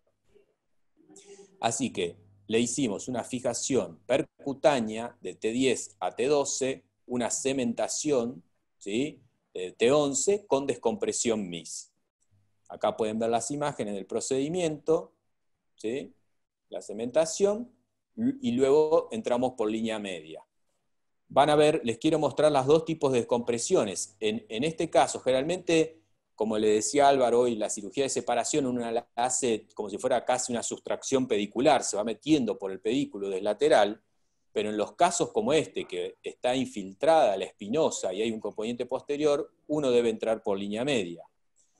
¿Sí? Una descompresión, en este caso sí es una laminectomía. Entonces, acá podemos ver la paciente, y ustedes lo pueden ver, la cirugía MIS, el impacto sistémico del paciente es muy bajo, no se infecta como decía Álvaro, y son pacientes frágiles, pacientes que, como decimos acá, tienen un solo disparo. Si la cirugía se complica, el paciente puede entrar en una serie de hechos desafortunados y terminar muy mal. Esta paciente recuperó rápidamente la fuerza, ¿sí?, de la paraparesia. Y después pueden ver los controles alojados en resonancia, ¿sí?, y en placas radiográficas. Ahora pasamos a casos ya avanzados. Perdón, Santi. Sí. Quería hacerte dos preguntas que están en el panel. Si tú dicen que si cementas con una afectación de la pared posterior, ¿no es más riesgo de lesionar la médula? ¿Esa es una? Bueno, es verdad que uno puede, digamos, en teoría el compromiso del muro posterior es una contraindicación, siempre se hablaba. Hay que utilizar el cemento muy espeso y uno lo está viendo. Y aparte otra cosa, fíjense, en este caso, nosotros ¿qué íbamos a hacer? Una descompresión. Si llegara a haber una fuga de cemento, uno mismo la resuelve. Entonces, digamos, en este caso no habría mayor riesgo, pero nosotros lo que hacemos es poner las cánulas bien adelante y poner el cemento bien espeso. ¿Sí? Y también hay un aparato, no sé si allá lo tienen, se llama Define, que se utiliza para vértebras con muro posterior comprometido, que tiene un cemento que se administra a través de un aparato de alta densidad, a través de radiofrecuencia se administra ese cemento. Bien, van a ver, pero digamos, yo después les voy a explicar por qué ponemos cemento en la vértebra. Podría no ponerse, ¿sí? Podría no ponerse. Yo después les voy a decir por qué nosotros sí lo usamos. Y perdón, y la última pregunta es, que si no mejoraría el pronóstico haciendo una resección del tumor en bloque. No, porque el único que cambia el pronóstico de resección en bloque es el cáncer de riñón, metástasis única, y el de tiroides, ¿sí? Es el único donde la espondilectomía podría tener algún lugar. Igual más adelante hablo de espondilectomía. Pero en el resto de las enfermedades sistémicas no cambia el pronóstico de la sobrevida, ¿sí? Bien. Bueno, vamos con con este paciente, con los llamados casos que les digo, avanzados, 39 años, cáncer de mama luminal B, ¿sí? Después hablamos un poquito de eso, pero cambian bastante los tratamientos según qué tipo de cáncer de mama sea. Obvio que los pacientes, ¿sí? Algunos yo recién les recorté el paciente para hacerlo más pedagógico de cómo sería el tratamiento, pero cuando un paciente tiene varias metástasis, no es que analizamos y calculamos el SINS y el Bilski para cada lesión metastásica. Por supuesto que si vemos una lesión que no invade el canal, o como esta de acá abajo, osteoblástica, por ahí no, pero en las que nosotros podemos ver que, ¿sí? que son osteolíticas, que hay riesgo de colapso en el STIR positivo, empezamos a cada una de esas lesiones a calcular. Acá tenemos en T8, Bilski 0, esto que se ve negro acá es turbulencia líquido cefalorraquídeo, con un SINS de 12. Y en T12, ¿sí? Bilski 0, porque está comprometido, confinado al cuerpo vertebral, con un SINS intermedio de 9. ¿Qué es lo que hicimos? ¿Sí? Cementamos esta vértebra, la paciente tenía dolor mecánico y biológico, ¿sí? Cementamos la vértebra de abajo, y la otra hicimos una fijación corta por arriba y por debajo, cementando la vértebra también T8. Ahora bien, esta paciente anduvo muy bien y luego desarrolló, se los muestro, es llamativo, más que nada la cirugía mínimamente invasiva es para las metástasis toracolumbares, pero bueno, la paciente desarrolló empezó con cervicalgia severa y esta lesión osteolítica, fíjense, a nivel cervical, a nivel C7, con mucho dolor, así que lo que hicimos, cirugía MIS, pero hecha caseramente, por decirlo de alguna manera, le hicimos una cementación, ¿sí? Por vía anterior, con un pequeño incisión, como una cirugía, una disectomía, ¿no? La misma incisión más pequeñita. Así que acá pueden ver la paciente con control a los 2 años y la calidad de vida, por esto que decíamos, y lo que decía Álvaro, no hay fallas en el constructo, uno puede llegar a ver un halo peritornillo en algunos casos, pero los pacientes no tienen, y les muestro la foto para que vean que son personas activas, ¿sí? Muy activas, y sobre todo muchos, cuando tienen un diagnóstico de enfermedad oncológica, se vuelven como más activos, ¿no? Como querer hacer todo lo que quizás dejaron relegado en su vida. Acá les muestro otro caso muy interesante. Fíjense, una mujer de 55 años con mieloma múltiple agresivo, dorsolumbalgia mecánica, obvio, el mieloma afecta, ¿sí? Está afectado toda la estructura ósea. Biopsia confirmatoria, después vamos a hablar un poquito de la biopsia, cómo es que la tomamos, porque es importante algunos detalles. Y lo que les decía, acá vamos analizando nivel a nivel. En T6, el grado de invasión, todo el canal, no se ve líquido cefalorraquídeo, es un grado 3. Después, en T8, es un grado 1B, 1C y T12. Lo importante, no quiero que se confundan ahora con 1B, 1C, sino que es 1, entre 1 y 2. ¿De acuerdo? Y el SINS, acá se los puse, les calculé 6, 7, 7 y T12 nos da un SIN de 13. ¿Qué es lo que vemos acá? Que el único que tiene grado 3 es T6, los otros sería un bajo grado, ¿sí? Los grados 2 y 3 se llaman alto grado, los grados 1 y 2 bajo grado de invasión del canal. Y el SINS, tenemos SINS bajos, ¿sí? Prácticamente de SINS estable, excepto T12 que nos da un SINS inestable. Ahora bien, acá tenemos las lesiones, ¿sí? Nivel a nivel, y creo que acá, Boris, te puse para hacer una nueva votación. Okay. Teniendo en cuenta, ¿no? Sería es la segunda, ¿no? La que tiene 4 opciones. Sí, exacto. ¿Qué conducta adoptaría? Si corset y cuidados paliativos, corset y radioterapia, fijación más radioterapia, fijación, descompresión más radioterapia. Obvio que, bueno, la pregunta yo entiendo, puede decir, uy, pero no puedo contestar la opción exacta porque hay muchas vértebras comprometidas.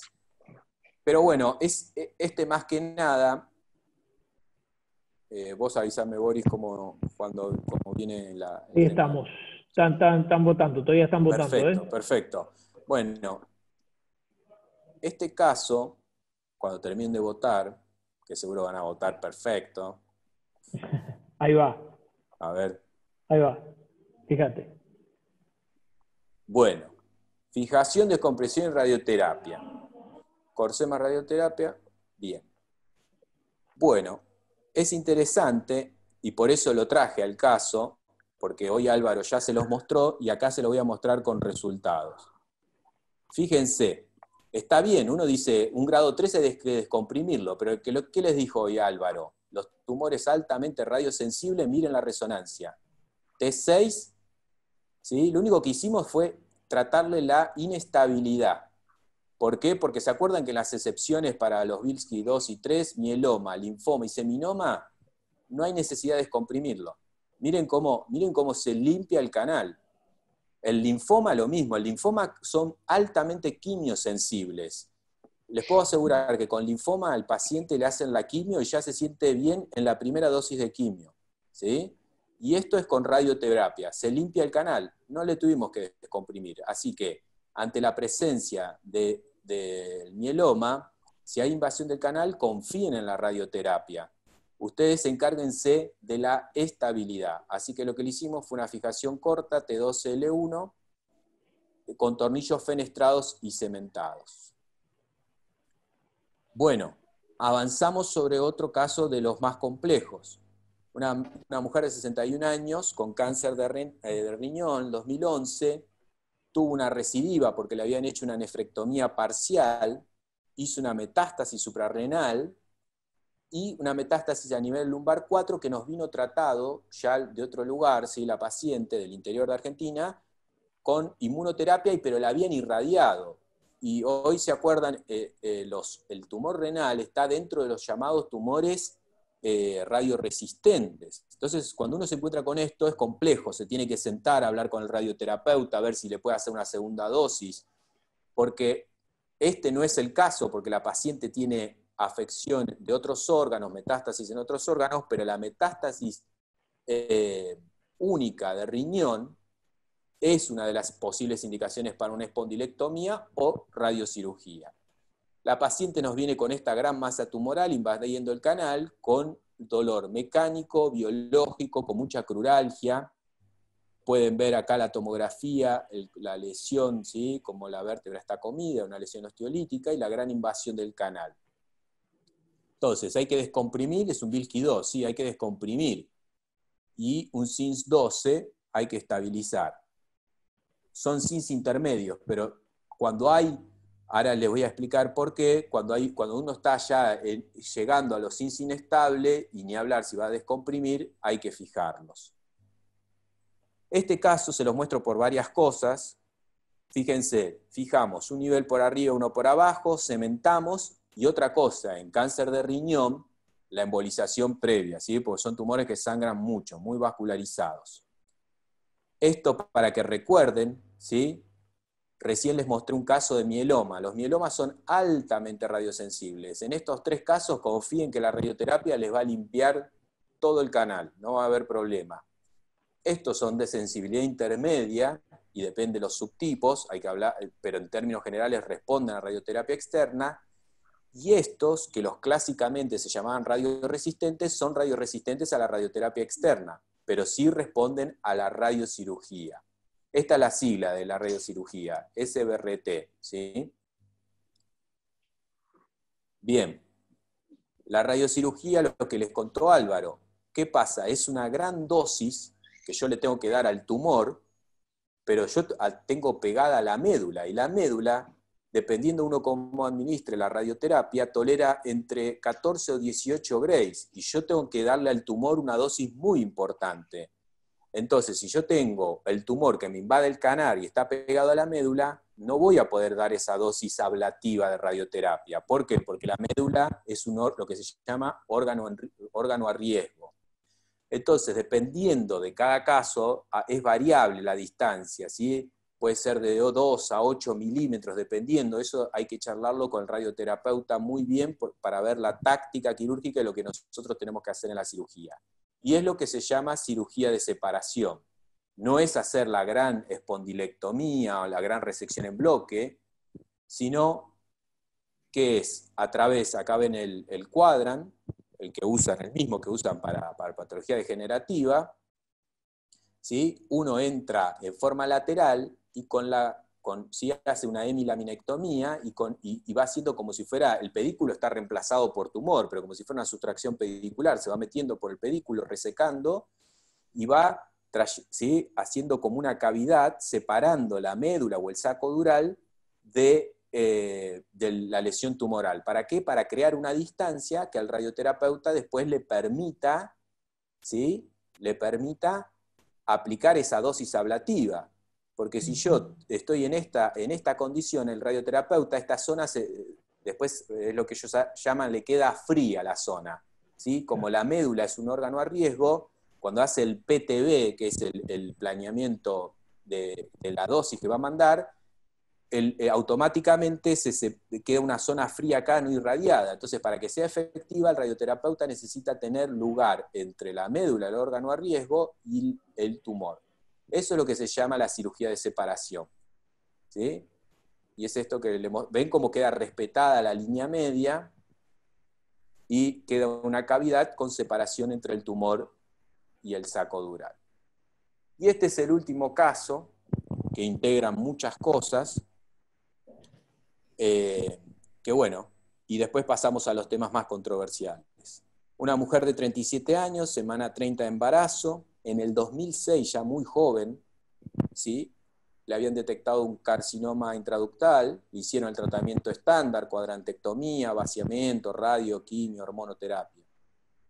A los 11 años, estuvo 10 años libre de enfermedad, y a los 11 años aparece con una gran lumbalgia, y miren acá, se ve el cerebro de un bebé, un feto, ¿sí?, ya un bebé, semana 30 de embarazo, y esta lesión sospechosa de metástasis.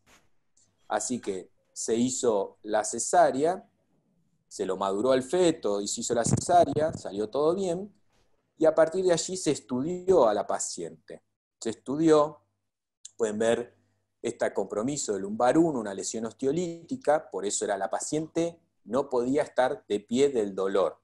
Y miren las múltiples lesiones metastásicas en pulmón, en todo el esqueleto axial, en hígado, en suprarrenal, en el vaso.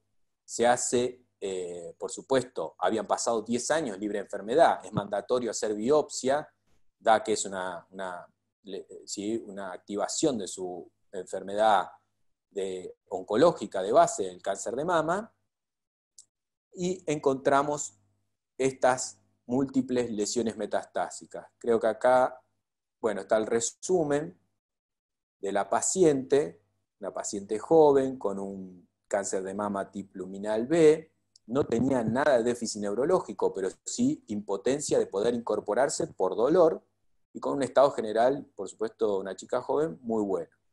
Pero llama la atención el gran volumen de enfermedad, la gran cantidad de metástasis. Entonces acá viene la última votación, Boris. ¿Qué es? ¿Qué le haría a una chica con todas estas lesiones metastásicas en pulmón, hígado, vaso, esqueleto axial? No tiene invasión del canal, corset y cuidados paliativos, corset más radioterapia, cementación más radioterapia, fijación más radioterapia, fijación más descompresión más radioterapia, o el número 6, espondilectomía. Ahora voten tranquilos, igual ya esta es la última parte, y vamos a también hacer referencia un poquito a estos temas más controversiales, como lo que preguntaron de si se pone soporte anterior, si la resección en bloque tiene lugar o no. Okay. Santi, nada más en lo que están votando para contestar algunas preguntas. Normalmente cuando hace una descompresión tubular, más o menos el sangrado, porque ponen que pues abiertos los sangrados siempre son muy copiosos, más o menos un sangrado por cirugía tubular O sea, ¿cuánto es más o menos lo que tienen de sangre? No, nunca hemos tenido, así como les dijo Álvaro, que no hemos tenido que, digamos, no se ha infectado ninguna metástasis, jamás de transfundir un paciente. No sé decirte cuántos los mililitros, pero nunca hemos tenido que transfundir un paciente.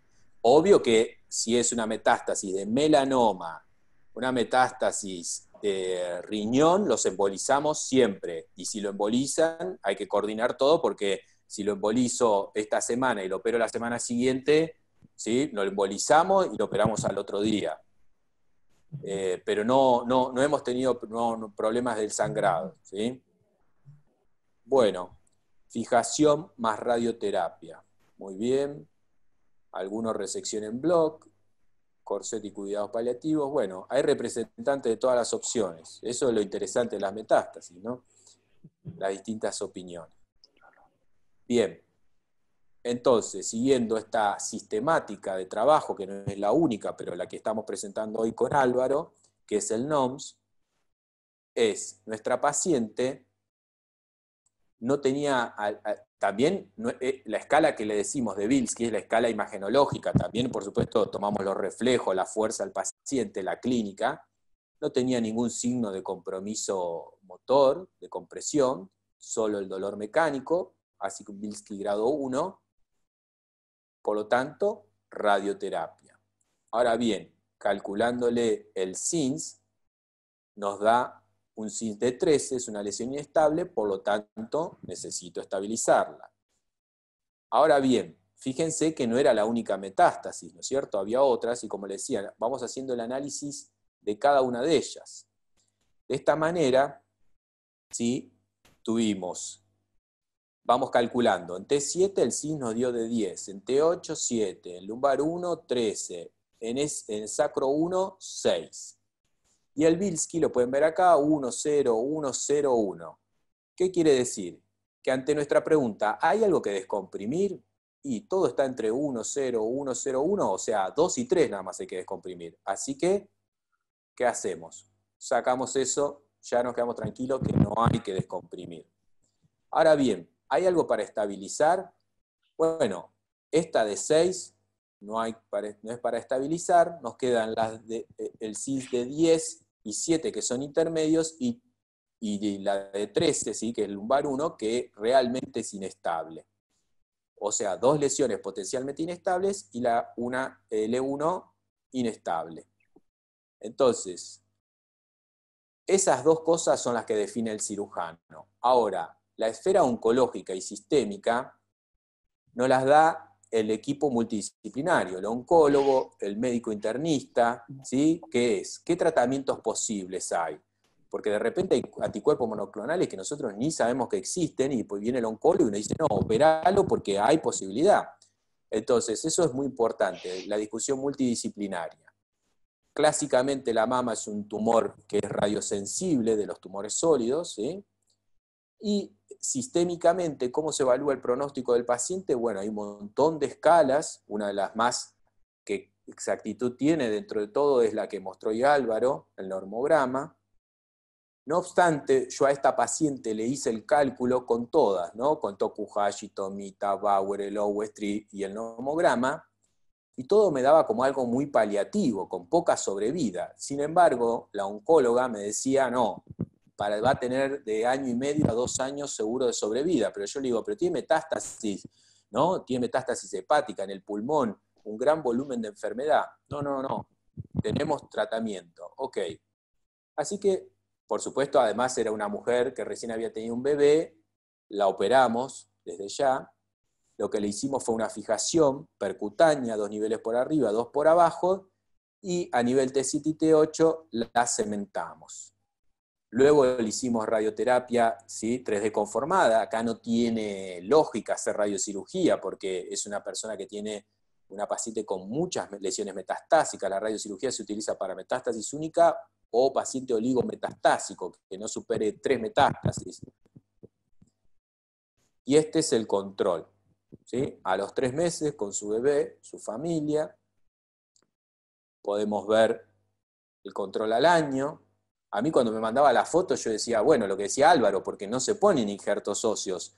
Yo decía, bueno, cuando la veía con la mochila, de repente en vacaciones, los pacientes empiezan a mandar, ¿sí? Esto es a los 3 años y medio, sin ninguna falla en el constructo. Esto es una foto en la cuarentena, ¿sí? Haciendo ejercicio en su casa. Y el nene, miren lo grande que está. Bien. Así que ahora vamos a los temas más controversiales. ¿Por qué cirugía MIS? Bueno, hay muchos trabajos, como siempre. ¿Por qué cirugía MIS? El NOMS, lo bueno que presentamos hoy, ustedes lo pueden utilizar con cirugía abierta o con MIS. El NOMS no es privativo de la cirugía MIS, ¿sí?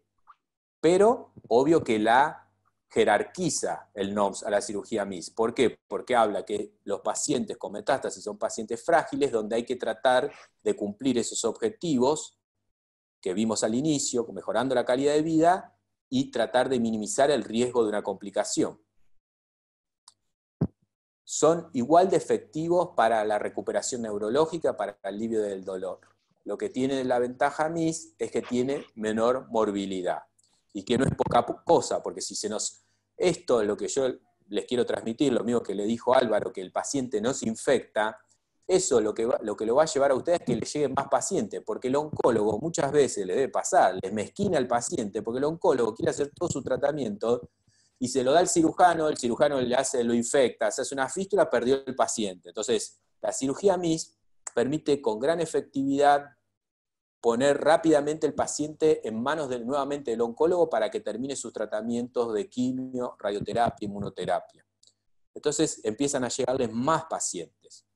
Eso sí, les muestro este caso. Este caso es un paciente con un adenocarcinoma de pulmón que entró con una compresión aguda y la Seguridad Social no le autorizaba la cirugía MIS. Bueno, no hay que dudarlo, se opera con cirugía abierta, ¿sí? El NOMS sirve para abierta o MIS. Esto para que ustedes vean que no es que somos absolutistas, ¿sí? Si no hay posibilidad de utilizar MIS, se puede hacer tranquilamente en cirugía abierta. El CINS indeterminado son esos casos que decimos, ¿qué hacemos? ¿Los fijamos, los cementamos? Son los que nos caían, ¿se acuerdan?, entre 6 y 12. Bueno, esos pacientes no está del todo estudiado, pero hay algunas consideraciones que tenemos en cuenta para saber si somos más agresivos en el sentido, si las fijamos con tornillos o si solo hacemos una cementación. ¿Qué consideramos? El valor absoluto. Si está a 12, ya está casi cerca de las inestables, obvio que vamos a hacer una fijación. El dolor mecánico es ese dolor que el paciente nos refiere cuando pasa de estar acostado a estar sentado, de sentado a parado y le duele, ¿sí? Asociado al movimiento. Ese dolor mecánico tiene mucho peso. Otra cosa, si el paciente va a hacer radiocirugía, hay que tener cuidado, la radiocirugía aumenta hasta en un 40% la tasa de futuras fracturas. Entonces un CINS intermedio que yo le voy a hacer radiocirugía, probablemente lo fijemos. Y otra cosa que hay que considerar es, a nivel lumbar tiene mucho más valor el defecto osteolítico del cuerpo vertebral y el compromiso pedicular. Mientras que a nivel torácico lo que no importa tanto el defecto osteolítico del cuerpo, ya que está sostenido por la parrilla costal y demás, ¿sí? La biomecánica es distinta, lo que más relevancia se vio que tiene es el compromiso de la costo vertebral. ¿De acuerdo? Por eso, en estos casos, hicimos cementación y abajo la fijación. Ahora bien, el primer paciente que hoy les mostré, ¿se acuerdan? El primero que votaron. Ese paciente, como yo les decía, tenía compromiso de la costo vertebral. Es un paciente que estaba deambulando, pero mientras esperaba la Seguridad Social que le autorizaran la cirugía y demás, hizo ese deterioro abrupto. Por eso esto es simplemente para recordar que el compromiso, cuando tengan pacientes con compromiso de la costo vertebral, apúrense, ¿sí? Con un CINS intermedio elevado, apúrense a operarlo, a estabilizarlo, porque es muy inestabilizante ese compromiso. ¿Cuántos niveles fijar? Bueno, tradicionalmente fijábamos 2 niveles por arriba, 2 por abajo, pero bueno, Álvaro el año pasado organizó una muy linda jornada en Chile y lo invitó a Laufer, al creador del NOMS. Laufer junto con Bilski, bueno, todo el grupo del Memorial Sloan Kettering Cancer Center de Nueva York, están haciendo tienen infinidad de publicaciones, están haciendo fijaciones cortas, con tornillos cementados. Así que nosotros empezamos a utilizarlo y tenemos experiencia en algunos casos, ven, fijaciones más cortas en SINS, en pacientes con SINS realmente inestable. Este es un médico con un carcinoma de túbulos colectores, bueno, que le hicimos una fijación por arriba y por debajo, con tornillo cementado. Este paciente con un mieloma también, una fijación corta con tornillo cementado. La espondilectomía, que hoy preguntaron, ¿no? La resección en bloque. La resección en bloque podría, sobre todo, tendría la mayor validez para metástasis de riñón y de tiroides, metástasis solitaria, con primario controlado, pero en los grupos más fuertes, fíjense, Tomita, el grupo, ¿no? Y grupos que realmente muy fuertes, con experiencia de espondilectomía, llegan a tener complicaciones del 30%.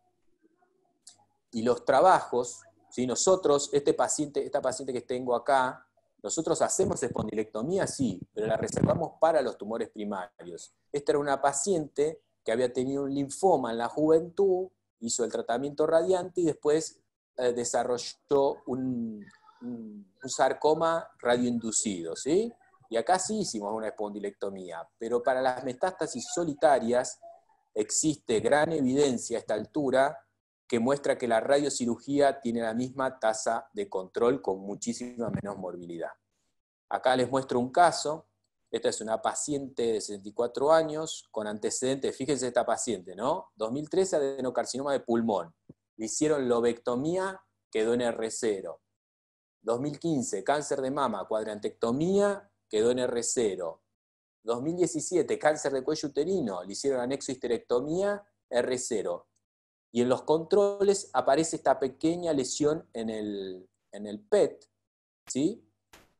Esta pequeña lesión, que por supuesto llamó mucho la atención, y uno diría, bueno, esto es la clasificamos, ¿no? Como estuvimos viendo, es un Bilski 0, un SINS 4, pero no. Cuando uno ve esto, lo que tiene que hacer siempre, mandatorio, biopsia.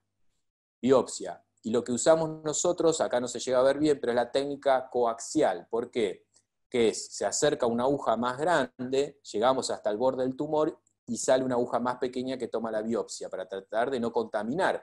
Porque puede ser un tumor. Obvio, esta pobre mujer sería mucha mala suerte, pero como les conté la anterior, ¿sí? La que le mostré la espondilectomía, esa chica, si uno podría haber sido una reactivación de su enfermedad oncológica, pero no, terminó siendo un primario, y ahí, cuando es un tumor primario, ahí sí uno no debe contaminar y luego hacer una resección en bloque para darle garantía y curación al paciente. Así que bueno, lo que le hicimos en este paciente es una radiocirugía. Acá tiene el mismo valor que la espondilectomía, metástasis única. Se le hizo los esquemas, hay distintos protocolos, usamos hipofraccionado, 27 Grays, es una gran cantidad de dosis, por eso es una técnica que requiere de físicos, de un grupo entrenado, porque las consecuencias, imagínense, que puede ser una lesión medular muy severa. Y este es, les pasé, y este es el control a los 2 años, ¿sí? Con control local perfecto, la paciente, esto es ambulatorio, en una semana completa el tratamiento. Biopsia, bueno, ya les adelanté.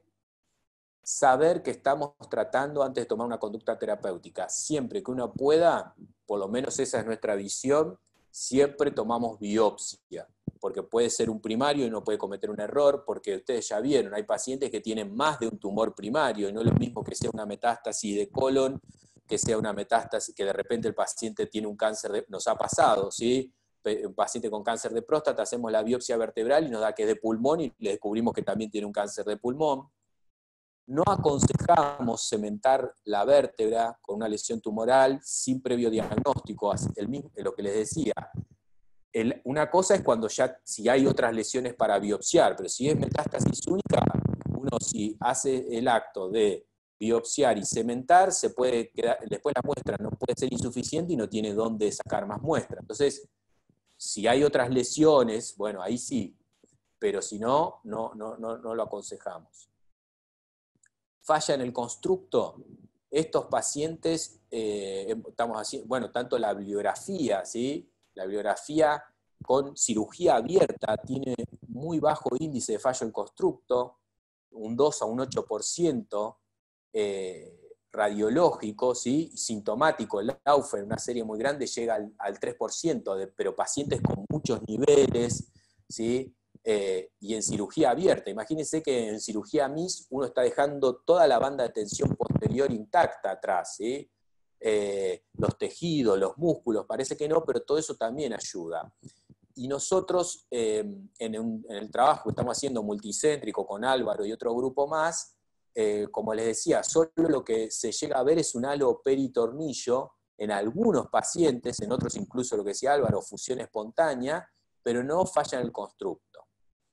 Hay un periodo, ¿sí? Esto Laufer en su trabajo es muy interesante, los pacientes se mueren antes que el constructo falle,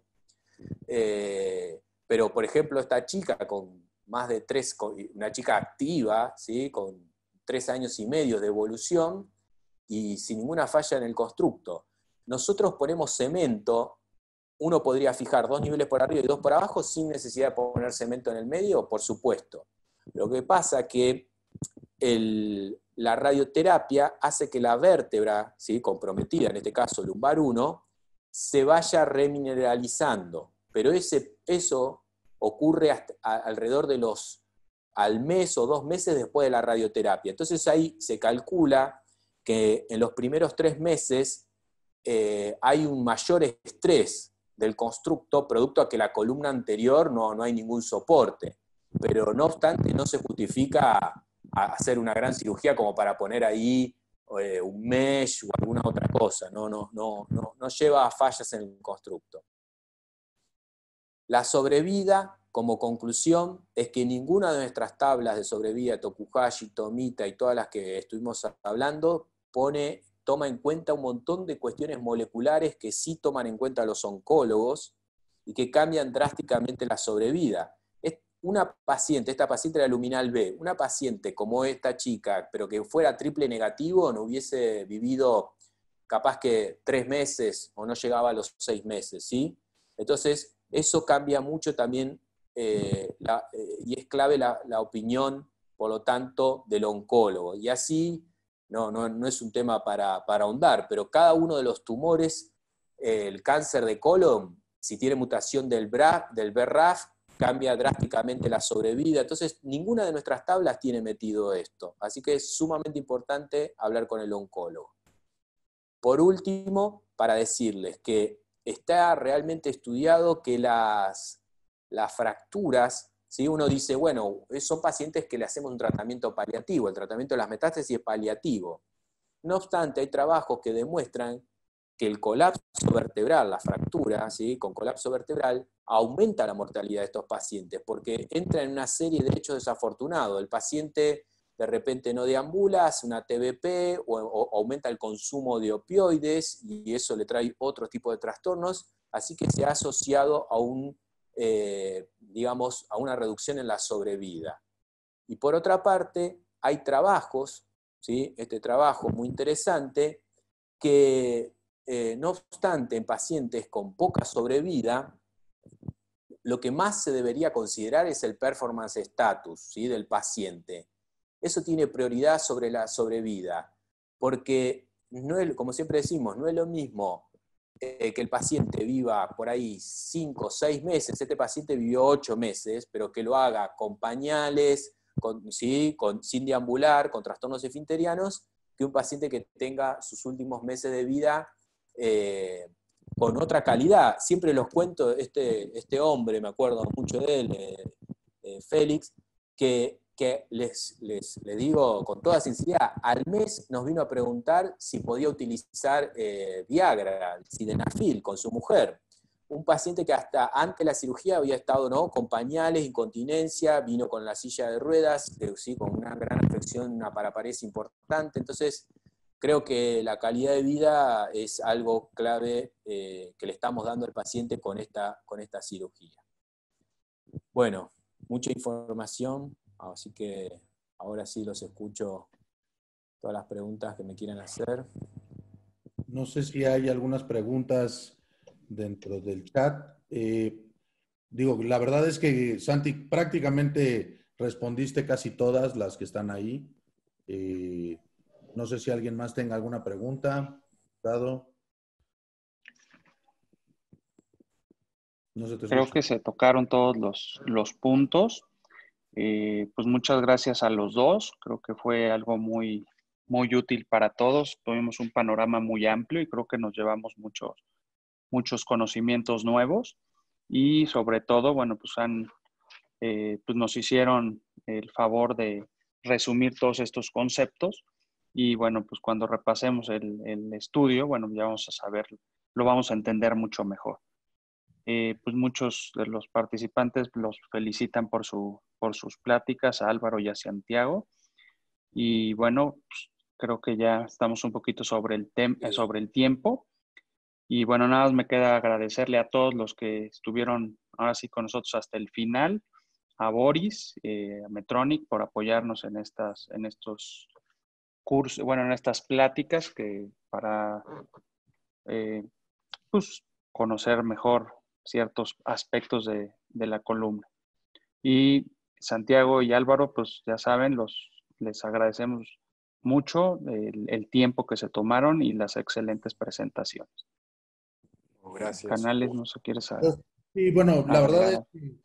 que felicidades, Álvaro y Santi, son pues unas pláticas muy amenas, la verdad, y creo que bastante dinámicas. Creo que todo esto de los tumores, siempre que ves un tumor es demasiado, a veces lo ves y dices, bueno, pues yo creo que solamente le vamos a dar algo paliativo, ¿no? Y como dices, no nos estamos fijando en que esos pocos meses o muchos que tengan que estar, pues que vivan con una buena calidad de vida, que eso creo que, como lo dices bien, es lo más importante y que eso no lo perdamos en cuenta, ¿no? Porque sí nos ha pasado muchos que dicen, bueno, pues ya no le hagas nada, no lo tomes, pues al pobre no lo metes a cirugía y esas cosas, ¿no? A mí creo que la práctica de esto que me quedó es, pues que sí podemos en algunos casos tener unas alternativas, por más feo que se vea ese tumor, y siguiendo ciertos lineamientos, al final de cuentas, bueno, habrá gente más experta en esto y que, bueno, habrá que referirlo como ustedes, pero sí creo que al ver un tumor no hay que asustarnos y creo que esa fue la experiencia que yo recibí de ustedes y que creo que a muchos les sirvió. Y les doy las gracias y la verdad es que fue muy buena plática. Muchísimas gracias. Un gusto, un gusto. Muchas No me gracias. queda nada más que agradecerle nuevamente al doctor Hurtado, doctor Canales, por la idea, por el concepto, y a Álvaro, a Santiago, por la presentación. Recién le decía al doctor Canales que está tan didáctico que hasta yo lo entendí, así que muy, muy bueno, muchas gracias. Gracias a todos los que estuvieron, hubo 60 fieles que nos aguantaron hasta el final. Muchas gracias por formar parte de este programa y muy buenas noches. Gracias a todos por participar de este programa de Medtronic.